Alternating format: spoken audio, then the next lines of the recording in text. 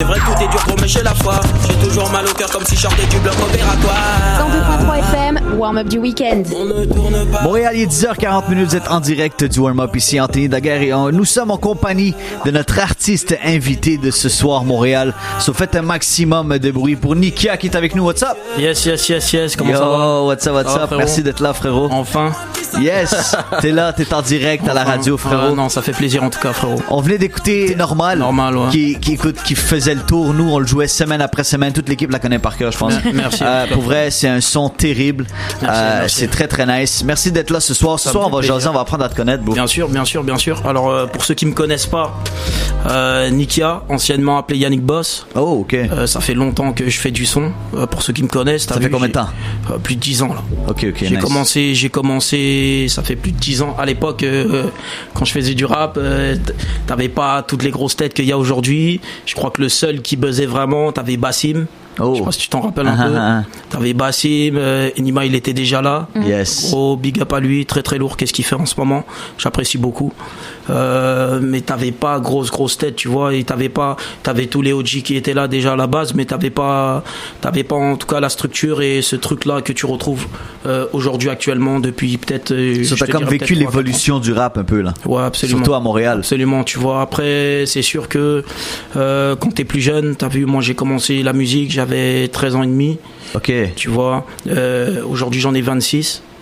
Alhamdoulilah, t'as vu, je suis bien, je vis de ma musique, t'as vu, pas nécessairement en tant qu'artiste en tant que tel, mais j'ai les deux pieds dans la musique et puis ça me permet en tout cas.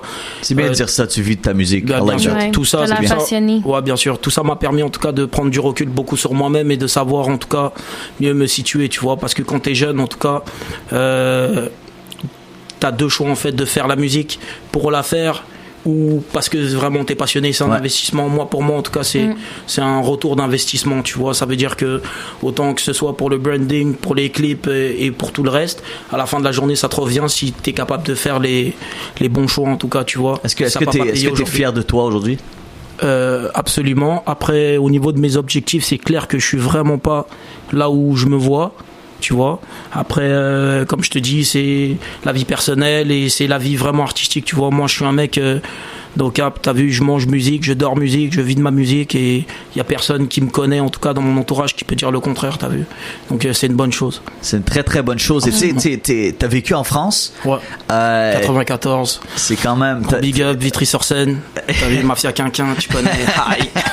Yes, sérieux. Puis tu sais, comme là, t'es venu à Montréal. Bien sûr. Je pense que ce que j'aime avec toi, c'est tu sais, on le voit dans ta voix, tu sais, le mélange français, pas dire québécois, mais tu sais, comme je pense c'est, tu sais, comme tu dis, tu te considères comme un artiste québécois, un artiste français. Tu sais, il y a beaucoup de monde qui sont encore comme si tu es un artiste français, un artiste québécois. Bah, t'as vu, frérot, là, j'ai envie de briser en tout cas des codes.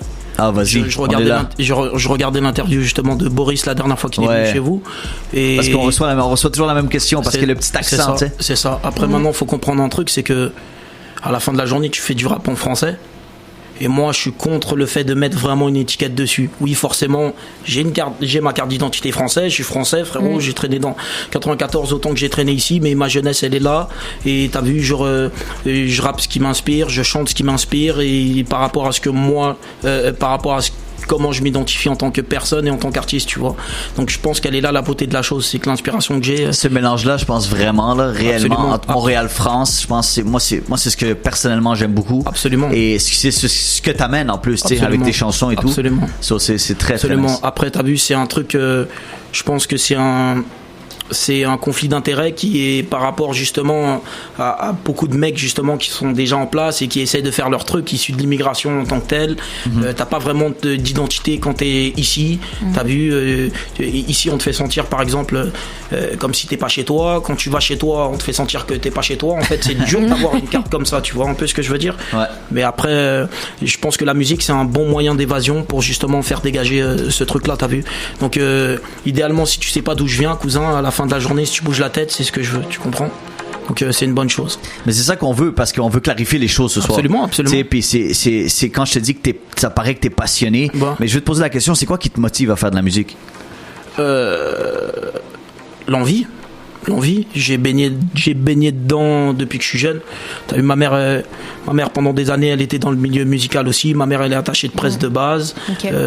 Plein de cousins. Mon père, il était musicien quand j'étais jeune, tu vois. Donc après, ça, j'ai eu beaucoup d'influence même chez moi. T'as vu, que ce soit du Charles Aznavour ou que ce soit du NTM avec mes grandes sœurs et mon petit frère. Tu vois, donc j'ai vraiment baigné là-dedans. Après, ça fait partie de moi. Je pourrais pas t'expliquer en tant que tel, tu vois. Donc aujourd'hui, quand je suis là en train de faire des sons par dizaines, par vingtaines, et que je suis là en train de les écouter à la fin, je me dis ouais, t'as vu, soit j'ai le choix de les sortir ou j'ai le choix de me les écouter. Pour moi, je suis déjà satisfait à partir du moment où je les écoute. Ou t'as vu, j'ai un gros moment en tout cas dans ma carrière où j'ai était beaucoup moins là au niveau de la productivité, justement à cause du personnel, mais ça m'a pas empêché de pas faire de son en tant que tel, de faire de la bonne musique. Absolument, tu vois.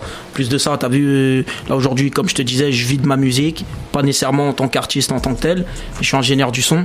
J'ai un studio aussi à Montréal. C'est ça, tu produis ta propre musique. Ok, c'est ça, c'est la question que j'allais justement te poser. C'est toi qui produis ta propre musique. Ouais, t'as ton propre studio. Ouais, j'ai mon propre studio, j'enregistre, je fais de la clientèle aussi. Donc, des rappeurs à Montréal, il y en a beaucoup qui passent chez moi aussi. Donc, ok, cool. Fait que t'es comme un peu un producteur pour certains. Tu sais quoi, pour être honnête avec toi, c'est pas.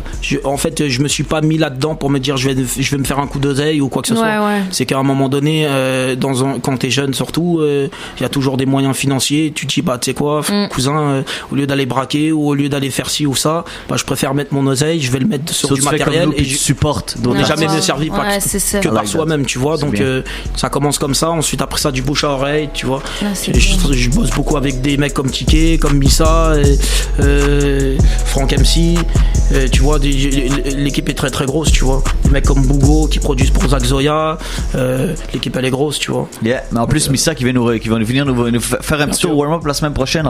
Bien sûr. C'est nice que t'en parles. Non, les gars sont super talentueux. Non, c'est très très lourd. C'est très très lourd. Mais bro, comment tu trouves ça justement, le rap à Montréal en ce moment-là? C'est une bonne chose, tu vois. Déjà quand tu regardes il y a 10 ans, quand tu regardes aujourd'hui, c'est pas du tout le même contraste, tu vois. Le contraste est totalement différent. Ça veut dire que les mecs aujourd'hui sont capables de péter des millions de vues, tu vois. Est-ce que j'adhère avec tout ce qu'il y a? Pas nécessairement. C'est pas nécessairement tout ma cam, mais je respecte le cheminement de chacun, parce que je connais le chemin, cousin, t'as vu. Pas parce que je te fais aujourd'hui un 20 000 vues que ça veut dire que t'es meilleur que moi parce que tu me pètes un 200 000. T'as capté? Moi en plus je suis un mec du 9-4, cousin, moi j'ai le sang chaud, et je suis un challenger, t'as vu. Après, mais je respecte tous les mecs qui sont en place parce que je connais le cheminement et je sais que c'est hyper chaud, tu vois. Et force à tout. C'est pas facile aussi, tu comprends, comme il y a plein de personnes qui abandonnent, qui arrêtent de faire de la musique, c'est la consistance. Beaucoup. Faut être consistant. Parce que t'as pas le temps du succès, t'as des échecs aussi là. Absolument, tu vois. Après, comme je disais tout à l'heure, c'est un retour d'investissement. Ouais. Si demain là, si t'as fait 5 ans de musique et après ça tu t'es découragé, c'est que le son il n'était pas fait pour toi. Exactement. Et la vérité, c'est cru à dire, et je le dis cache face devant caméra là devant, que là parmi tous les gens que t'as en ce moment, t'as pas tout le monde qui va péter à un niveau international ou qui va réussir à vendre des centaines de milliers d'albums, tu vois. Et c'est une réalité parce que c'est du business, cousin. Dès qu'il y a de l'argent sur la table, c'est comme ça, tu vois. Ouais. Tu sais, que ce soit même, je me suis retrouvé dans plein de sessions studio, même quand j'étais en France, que ce soit avec des Nino avant même que ça pète, ou avec des Sadek, des Naps, frérot. T'as vu, il y a toujours ce moment où t'es à la fin d'une séance studio, vous êtes là, ouais, et toi tu fais quoi, cousin? Ouais, moi je te fais ça, nanana. Et c'est là où tu développes en tout cas une autre vision. On est tellement près mais tellement loin en même temps que, frérot, tu vois. Après, mais j'aime ça parce que t'amènes ces petites touches françaises. Puis tu sais, je veux savoir toi, selon toi, la différence entre le rap ici et le rap en France. Il y en a plus aujourd'hui. Selon moi, il y en a plus parce que regarde des mecs comme Hamza, tu sais que la drip de Hamza, elle vient clairement d'ici. T'as vu, moi j'ai pas envie de commencer à dire des trucs, mais en vérité l'inspiration elle vient de partout. Avec internet en tout cas, l'inspiration elle vient de partout. Et n'importe quel artiste écoute tout ce qu'il y a. Et s'il fait de l'argent avec ses mots, tu sais que tu vas écouter tout ce qu'il y a, frérot. Tu vois un peu ce que je veux dire. Donc à la fin de la journée, tu trouves que Montréal est rendu à offrir de la qualité aussi forte que celle en France? Il y a beaucoup de qualité, et la preuve c'est que tous les artistes même de France en général viennent travailler avec des producteurs montréalais. Exact, c'est vrai. Regarde des mecs comme Hypnotique, des mecs comme Lens Dupuis qui sont très talentueux, que je big up, très très gros big up. T'as vu, t'as des mecs comme Kujo, anciennement, t'as vu, Kujo c'est tout le rap français, frérot. Et même si aujourd'hui il y a ci ou il y a ça, les mecs ils viennent, à chaque fois qu'ils viennent, ils lui montrent le respect qu'il lui doit, et c'est normal, tu vois, parce qu'il y a du talent.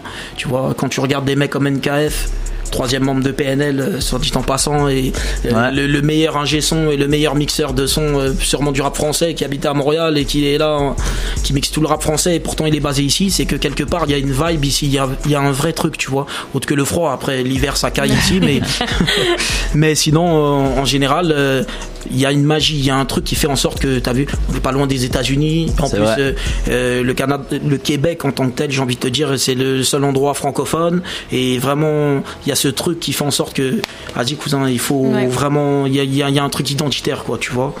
Donc ça s'en vient très bien, bro. Faut que les choses, faut que les choses continuent à bouger. Faut que vous continuiez à faire de la bonne musique, comme je te disais tantôt. Tu sais, c'est important parce que c'est grâce à vous que ça va bouger davantage.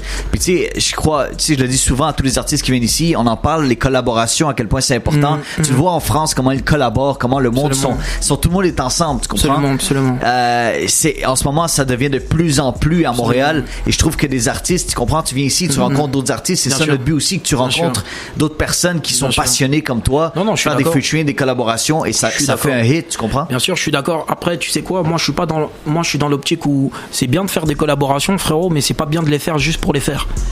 Tu vois, il faut garder quand même ce côté aussi artistique. Tu vas pas faire un feat avec l'autre parce que simplement il a plus de cloud que toi, et franchement à partir de là ça devient trop arrangé et ça perd du naturel un petit peu, tu vois. Si demain tu sais que tu fais un son et que t'es capable de le gérer de A à Z, ou sinon que t'es en train de faire un son et que t'as besoin d'un mec parce que tu sens son énergie sur le son, là c'est bon de le faire, mais pas tout le temps, tu vois un peu ce que je veux dire.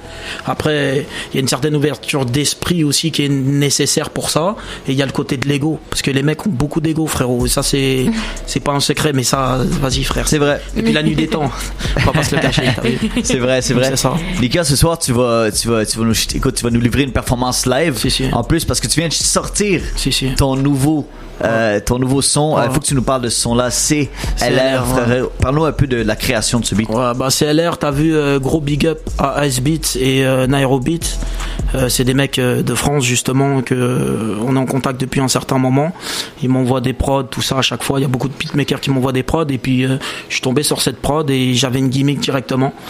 J'ai commencé comme ça, et je crois que j'étais en session avec des mecs, tout ça. J'ai interrompu la session et t'as vu, j'ai commencé à gratter un air et c'est parti tout seul en fait. T'as vu, en vérité, sans te mentir, j'ai peut-être écrit le son en 25 minutes. Nice. C'était nickel, tu vois. Mais après ça se fait vraiment au feeling, et après c'est l'habitude aussi qui fait en sorte de ça, tu vois. Après, ce que je dis même dans le son, t'as vu, c'est beaucoup de l'ego trip, mais c'est une autre facette de moi, et c'est ce qu'on va découvrir ce soir. Absolument. Ça va se passer live en direct du Warm Up Montréal. Restez avec nous, restez connectés, parce que c'est là que ça se passe tous les jeudis soirs. Découvre en exclusivité tous tes artistes d'ici en t'abonnant maintenant à la chaîne du Warm Up.